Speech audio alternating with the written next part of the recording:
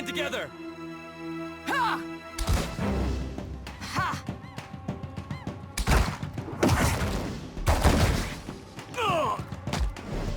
As you wish.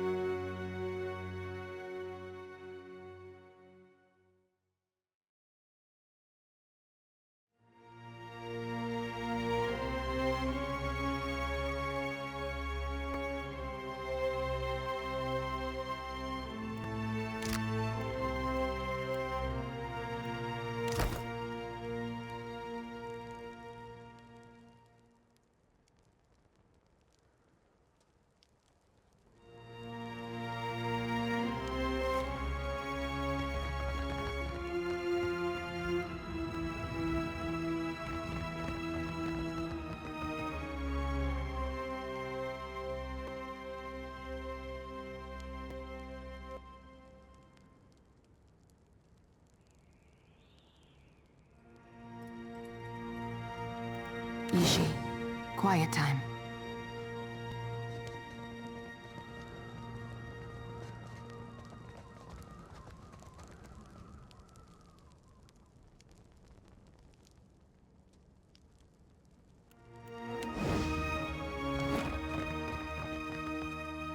Ah, remember this little soldier? Glad to see you made it, friend.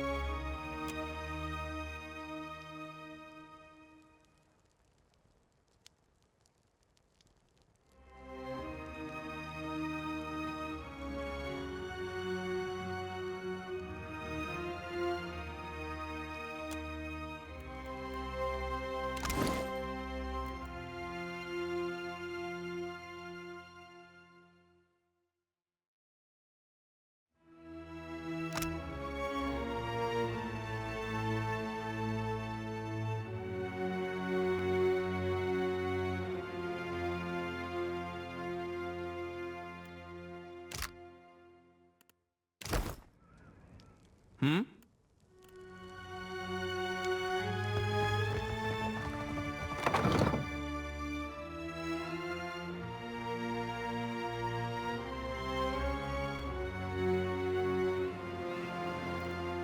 At once.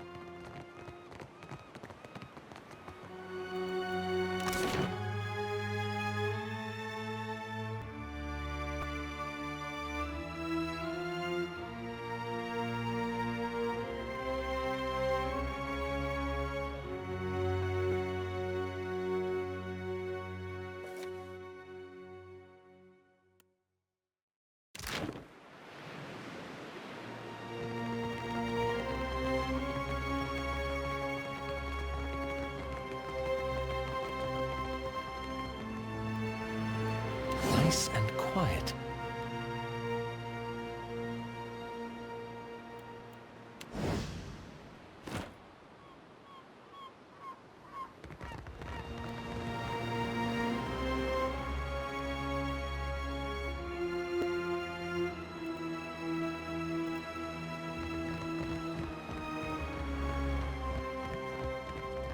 Got someone in my sights.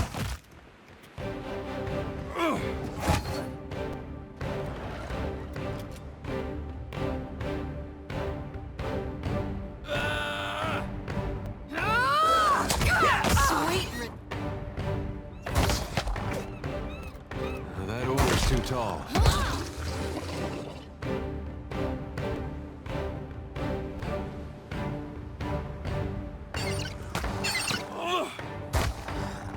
That's not very helpful.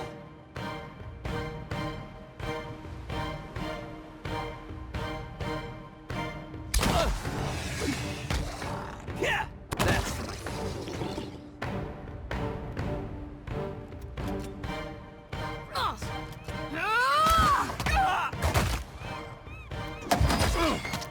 It's no use.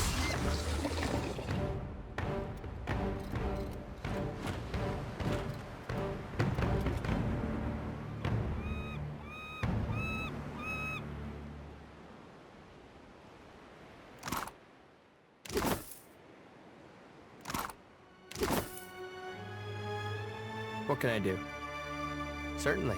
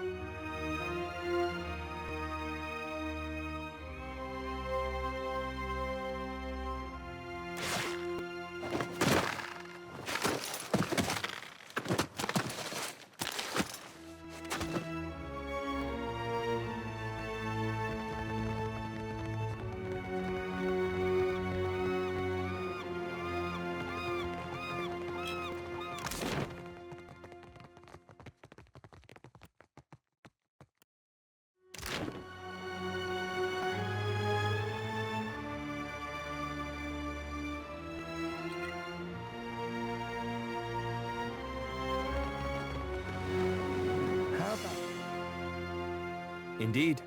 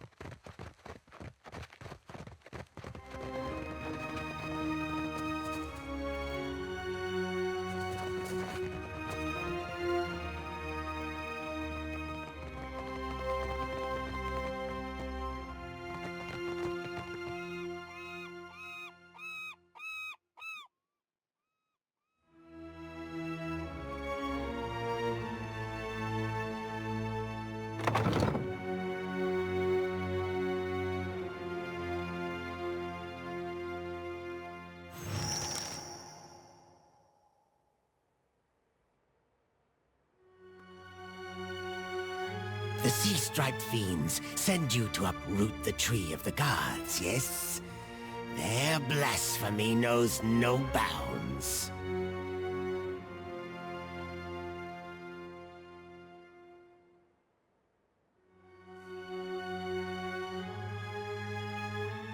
Give the order, Captain. Or just nod. I'm not picky.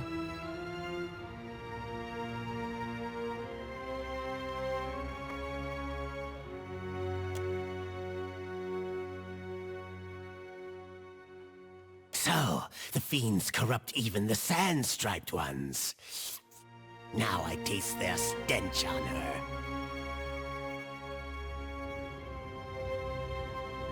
If you join them in befouling the Adra, then you will join them in death, too.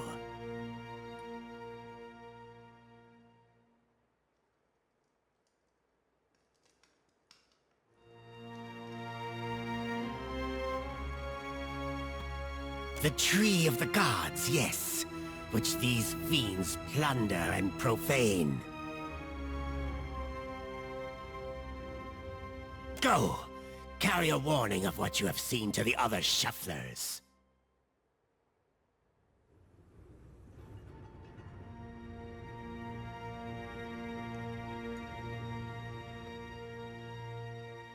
That shufflers must not disturb these roots, or the gods will destroy the islands again.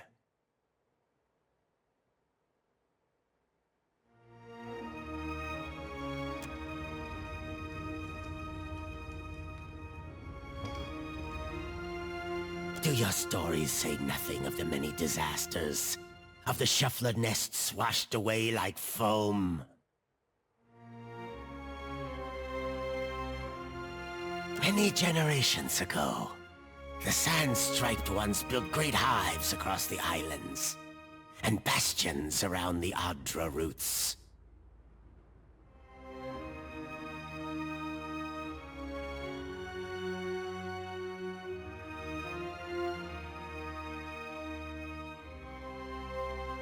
Their ancestors, yes.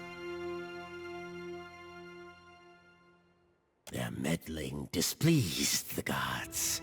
So the gods smashed their works with heaving volcanoes and crashing waves.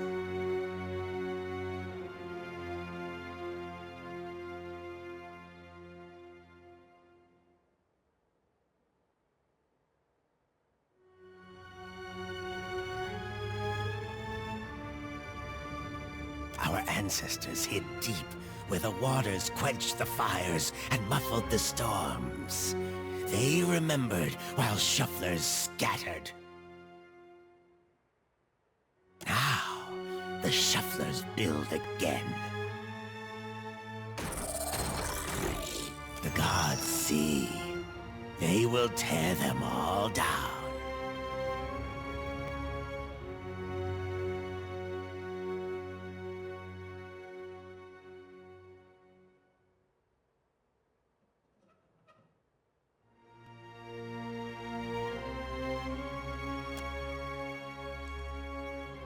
If your fat tongue speaks true, then give us proof.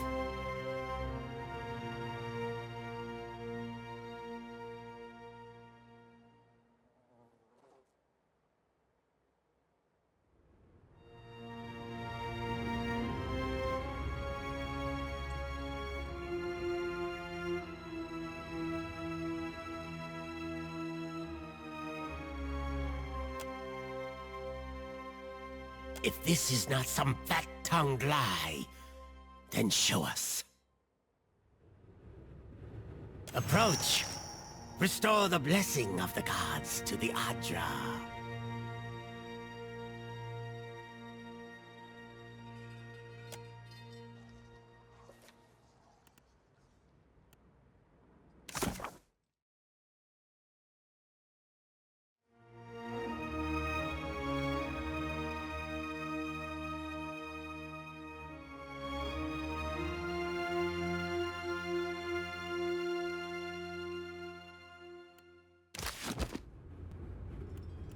Yes?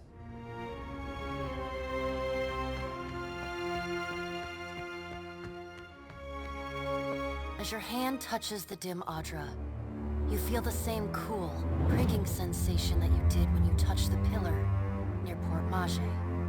You concentrate on the pillar. The world around you swiftly falls away, leaving only the vast emptiness of the in-between. The Adra, and a multitude of golden threads undulating off into the distance.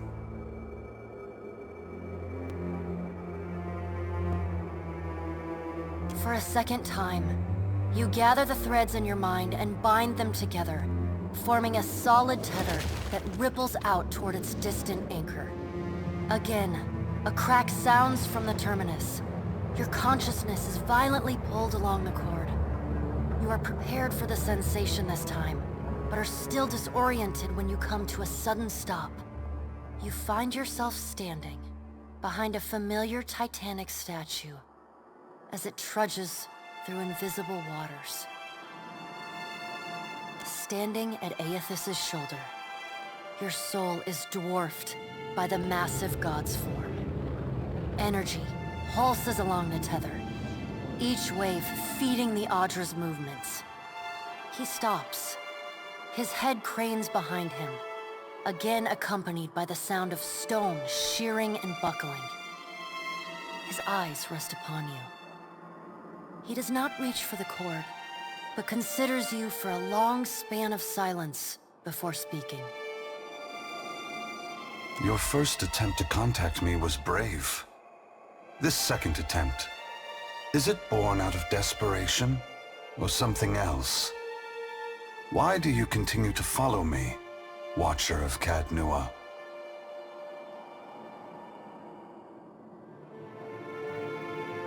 There was no malice in that act. It was a coincidence of time, place, and necessity. Aethys's voice grows fainter as he speaks. I am sorry for what I did, but it was done for the hope of a better future.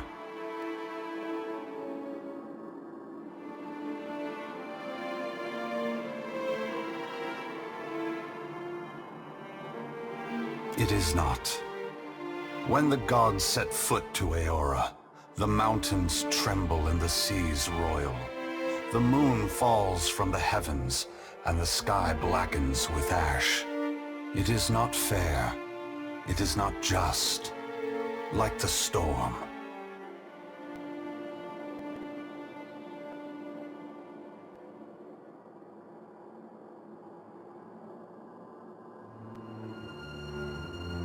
I care for those I have harmed, but it is not enough to care. What I have done, what I do, is done out of love. And love requires sacrifices, sometimes awful ones. Aethys becomes silent. You can sense his presence advancing back along the cord between you. His energy flows over your hand. Tendrils of light probing into the air around you. They poke and prod at the silent lost souls hovering in your vicinity. You are in a unique position. In spite of the work of the Leaden Key and Hand Occult, you have seen through our facade. You know the god's true nature.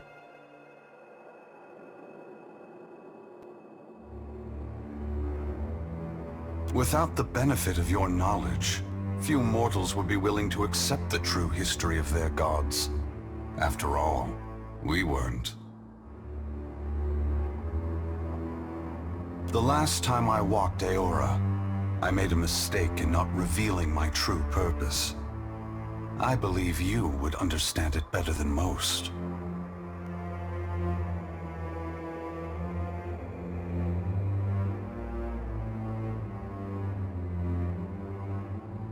And after we are finished here, I'm certain they will call for you at the hour of their choosing. Won't they, Watcher? Yes, I will tell you. But this is not the time. As I take this body farther from the lighthouse, the tether grows weaker, and I have already tarried too long. Soon this link will unravel completely. If I have not reached my destination when that happens, I will need to pull more souls from your world.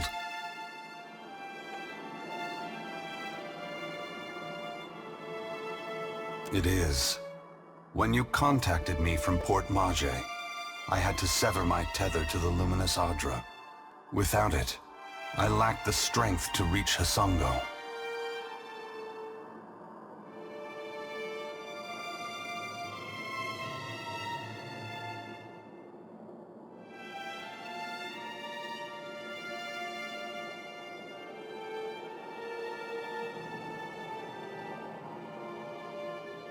I pulled souls from the creatures of the ocean and from the people at Hasongo until I could reach the lighthouse. The soldiers and Naga there were no threat to me. I did not kill them out of malice, but simply to keep this body moving. Not a vulnerability, but a dire and terrible limitation. One that I knew before I took this form.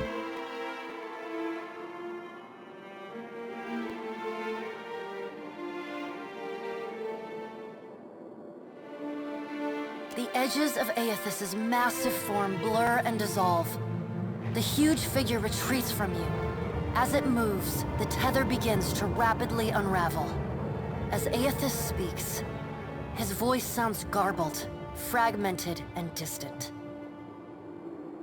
If you would know more, find me at the Ashen Maw in Margren's Teeth. I must rest there before I begin my final work. When I leave that place, you will not be able to follow. Before I go, I should return some of this to you. I still have need of the great power of your soul, but I can spare you this portion.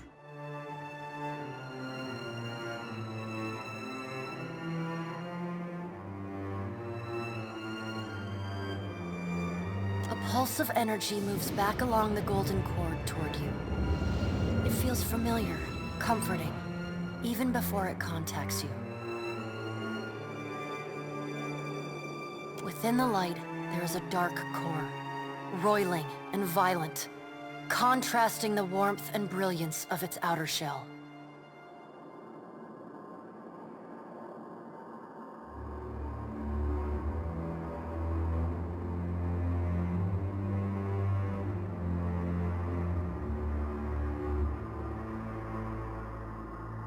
I have seen the darkness in you, Watcher, but will not judge you for it. Never again. Take what is yours.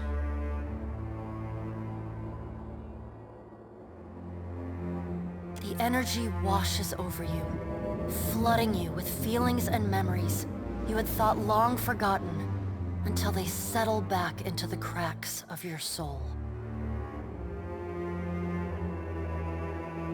And then the tether and cord snap. Aethys's figure evaporating into dust that mingles with the endless gray expanse.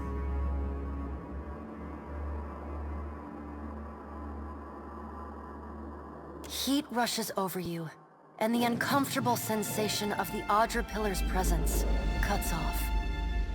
The gloom of the in-between is pierced by the light of the living world. You are back in the lighthouse, no longer dim. The luminous Audra beside you is filled with warmth and light.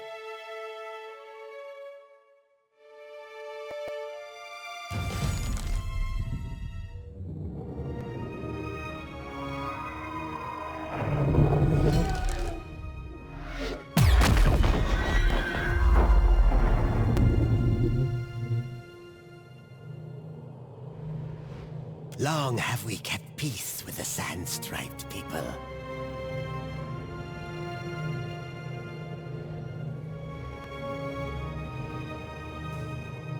But then, the foreign ones came and spread, killed our people, built their hives everywhere. Your type weren't exactly accommodating. We were sure the Godwalker came to cast them out, that driving them away was a holy mission.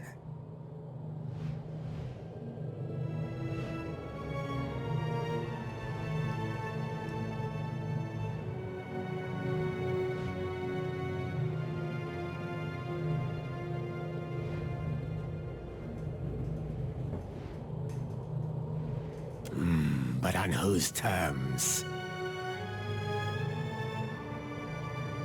We must go. I know not what this means, but our brethren should hear of it. Not an option, Snake. Bet you were keeping count of how many good soldiers you fanged.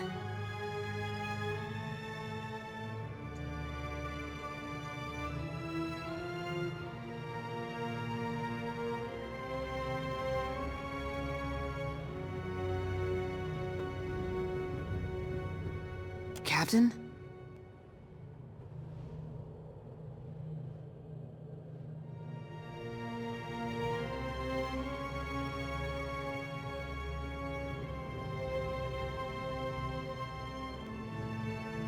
Aye, aye, sir.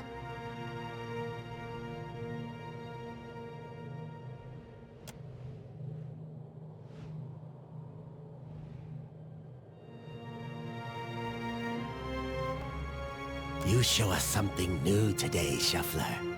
Thank you for this, and for your mercy.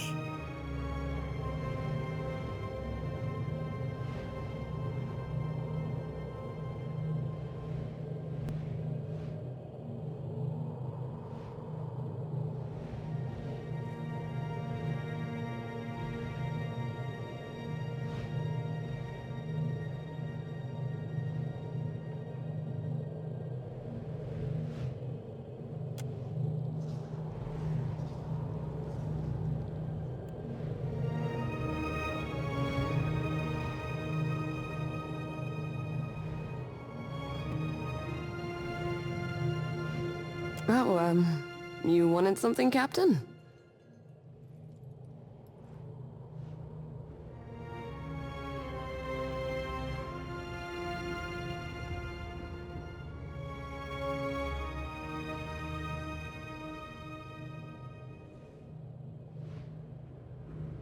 You could say that. I'll go ahead and say it. You're halfway toward all right.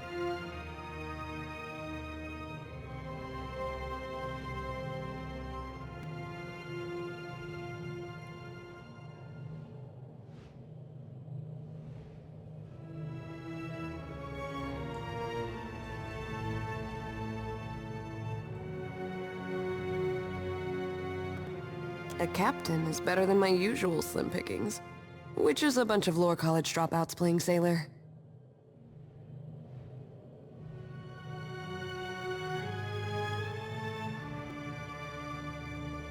Hypothetically speaking, I mean.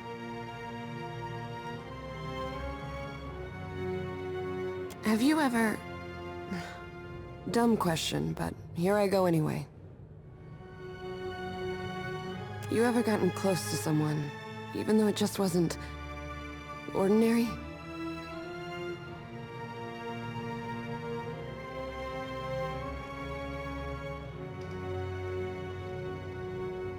Yeah, that about kicks the legs out from under ordinary, doesn't it?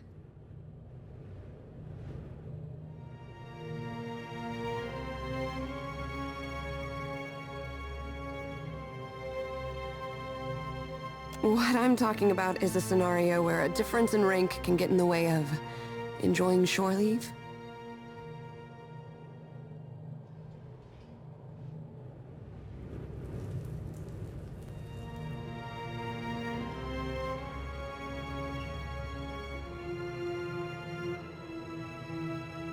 Yeah, that about covers it. I'm just testing the direction of the wind here. Best not to overthink it.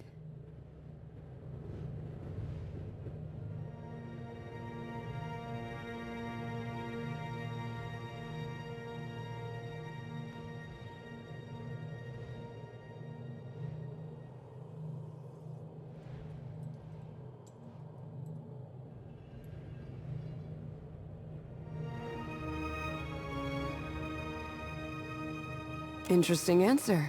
I like the sound of that authority. I've enjoyed that sort of arrangement before. Nothing to suggest I won't enjoy it again someday.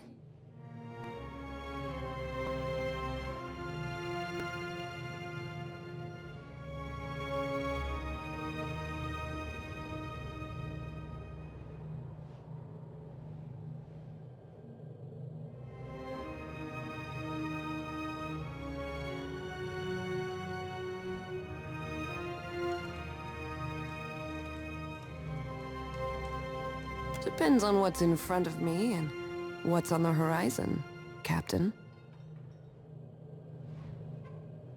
Well, I've laid out my thoughts. You must have a couple.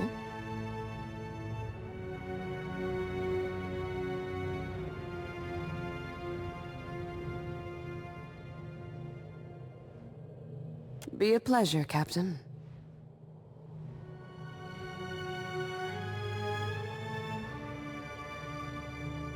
Funny thing is that Ishii can get particular about people.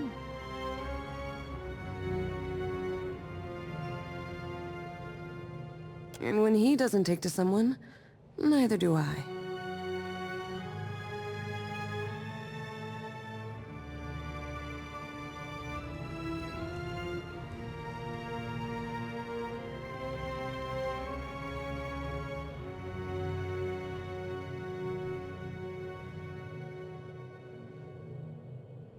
Did I say that? Not everyone's a bird lover. That's fine. Some days I can't stand another second of Captain Stinkfeathers. But Ishii and I are never parted for longer than a few breaths. Take that however you will.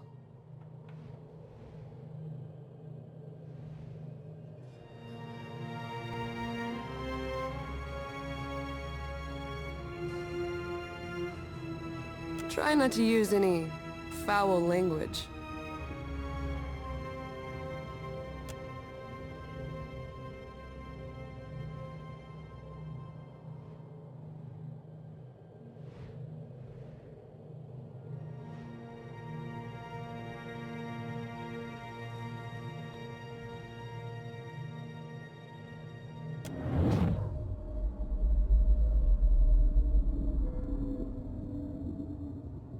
Well, this is unexpected.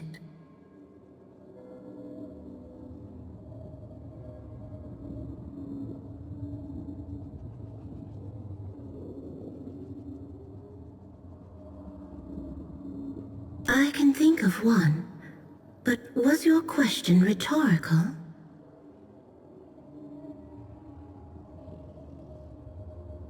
I can think of one, but was your question rhetorical?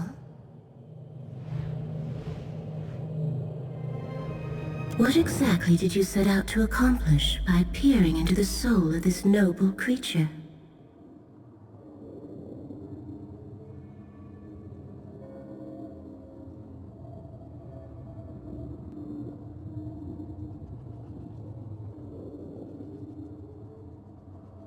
I am asking the questions.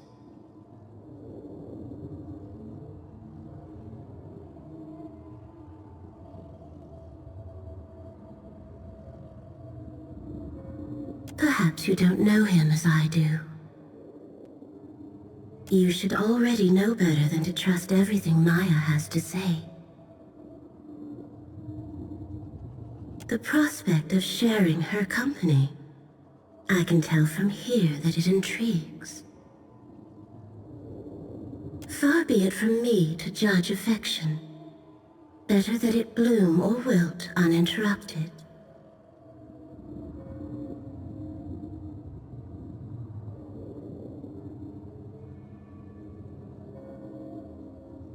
While the Deadfire is being cut, cauterized, and trampled, it is charming to find someone who makes time for such elaborate foreplay.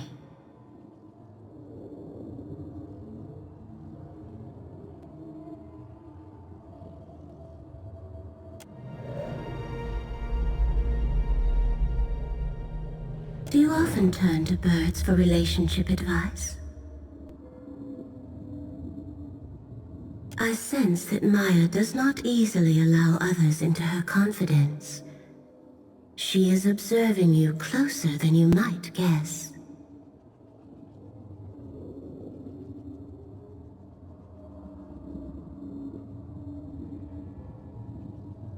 She has much on her mind. This may all be a whimsical diversion. That, or she is softening you up for the red work of her masters. But you already know about that. Such a heartless word for an occupation which takes great skill to practice well.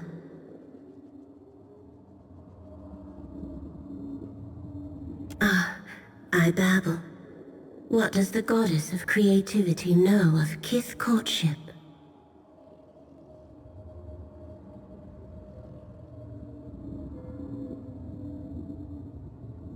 Observing.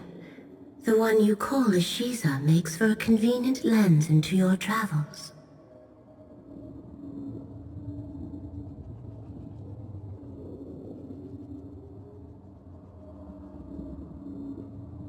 Try not to take it too personally.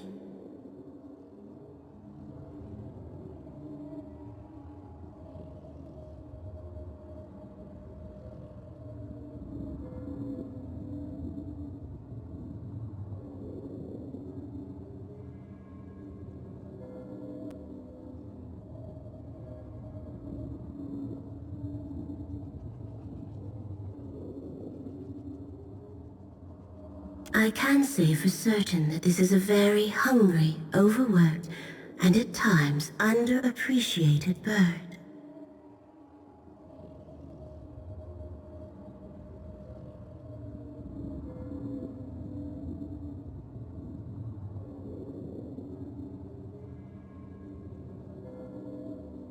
He and Maya share that much in common, at least. Beyond that, I leave the rest up to you.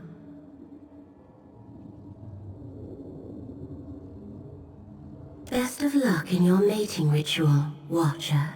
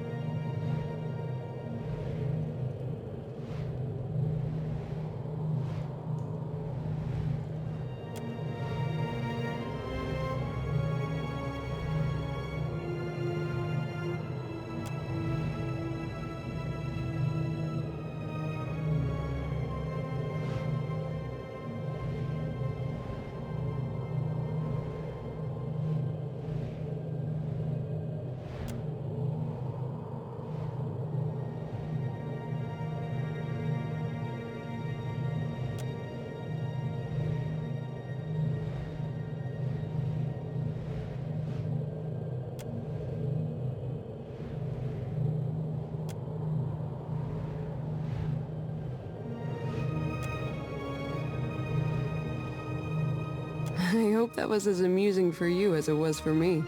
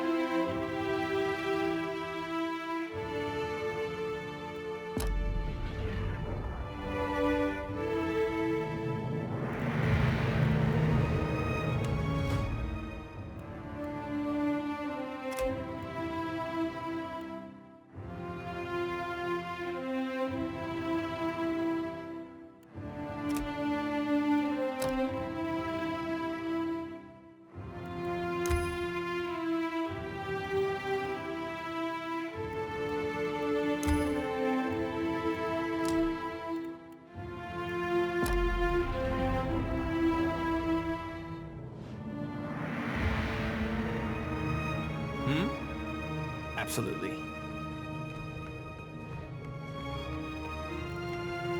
You were saying? Captain, a word? You've spoken to Aethys, which means you know what we're up against. If the fleet sailed up to him and fired every cannon at once, I imagine we'd have a fighting chance at taking a chip off his kneecap. There's no stopping him, is there?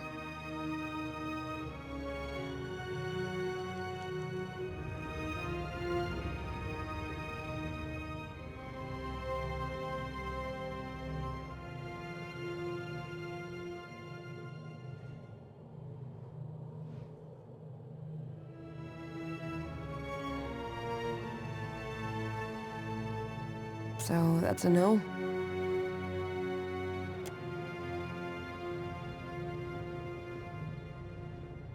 I suppose there's a certain appeal to recognizing the inevitable. We don't have to waste our breath trying to stop it.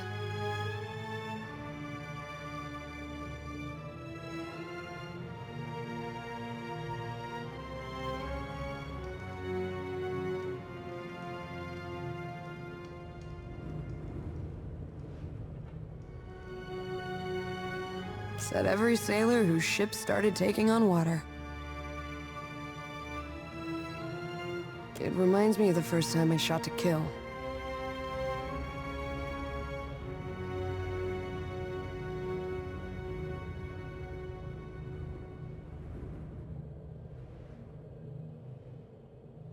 There he stood, a pirate captain barking orders from the forecastle. Out of everyone's range but mine.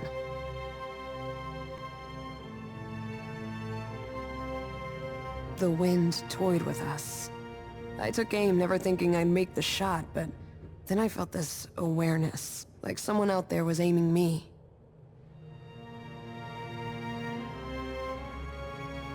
A cannon blast took me by surprise. I squeezed off a shot, expecting it to fly wide, but the bullet took my target between his eyes. I don't know if Bareth kicked open a door or the Sky Mother held my hand, but that man was meant to die. I've got that same feeling now. Better or worse, I know that Aethys is meant to succeed.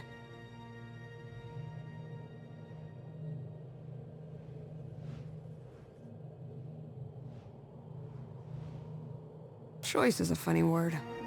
I never planned to live by the gun. One day I put a bullet through a bronzoa while the Ranganui happened to be watching, and the rest was history.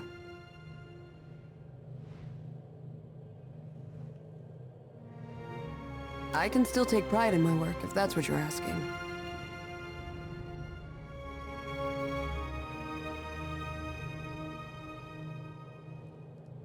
Hope I didn't take the wind out of your sail. Whether or not we can change anything, at least we can say we were there. That's more than most people get.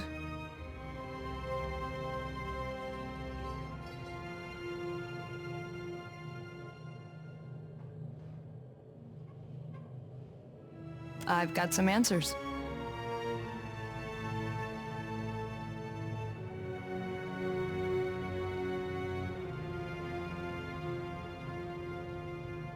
Trying to get on his good side, are ya?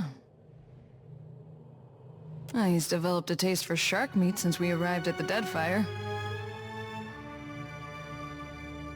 Going back to the Rauatayan diet will be hard on us both.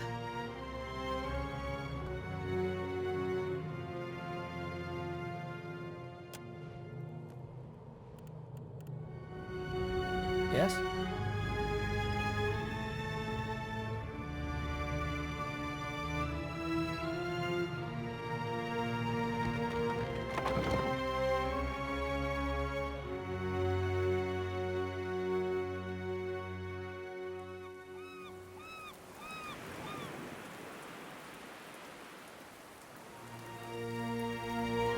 Don't let the door hit your scaly behinds on the way out. Yeah? Well, hey. Tell me what's on your mind. Not a one. I never knew nothingness could feel so warm and so nice. More like from no matter what and the crush of the souls I'd acquire. Yeah, it's best we gotta move on. Tell me, you look like you have something on your mind.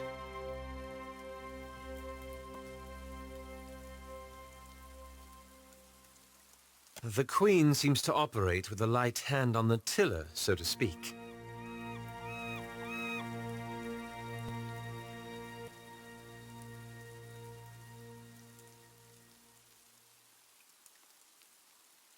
I fear that bodes ill. The Deadfire is a maelstrom of competing interests and clashing powers. Someone needs to bring order to the chaos.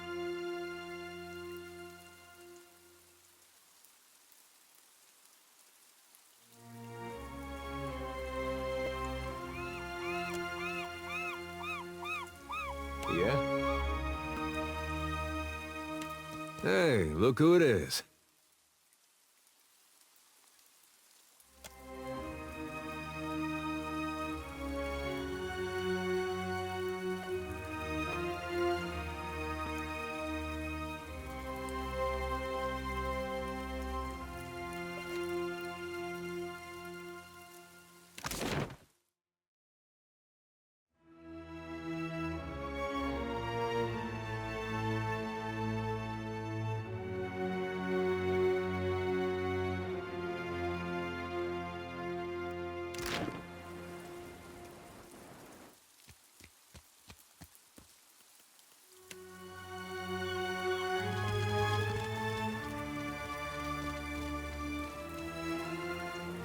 Had another one of your talks there, didn't you?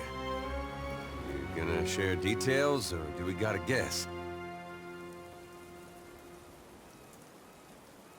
When the captain goes all starry-eyed like that, the crew starts to ask questions. I was rather hoping someone else would bring that up. You don't look like you're gonna be sick this time, so I take it that's a good sign?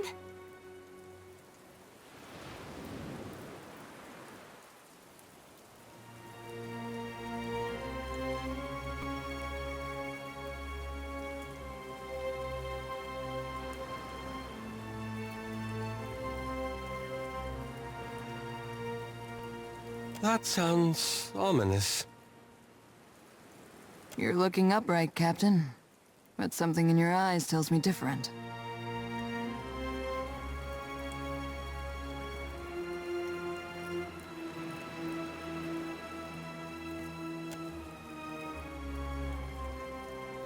All right then, let's do this.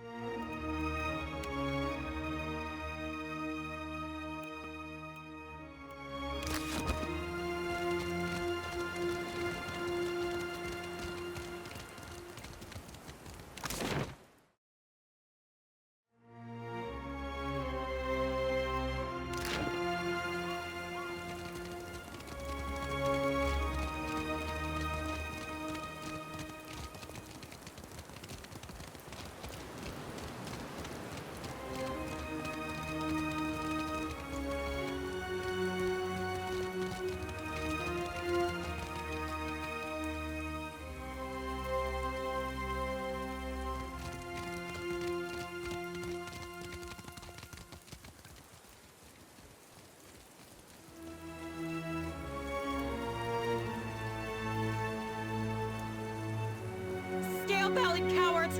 I knew they'd run!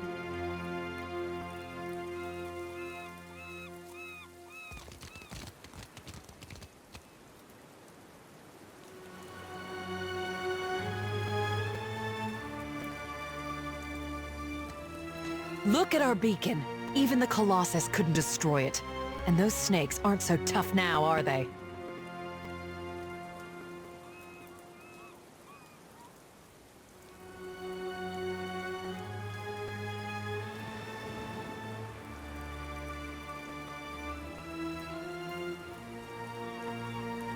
Of course.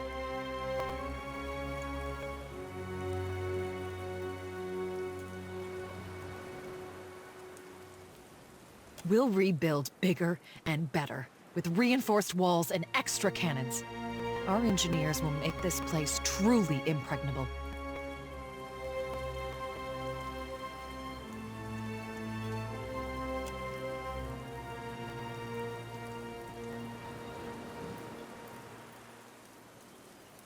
The Hansanui will want to thank you personally for your help here. And she should also know what we're up against. She's usually at the Brass Citadel in Nekataka, though she gets called to the palace often, haggling with the Queen and the Valians. Looking for a real challenge after what you did to those scale bellies? The only thing I know about the place is it's supposedly made of fire, and no one's ever come back from it.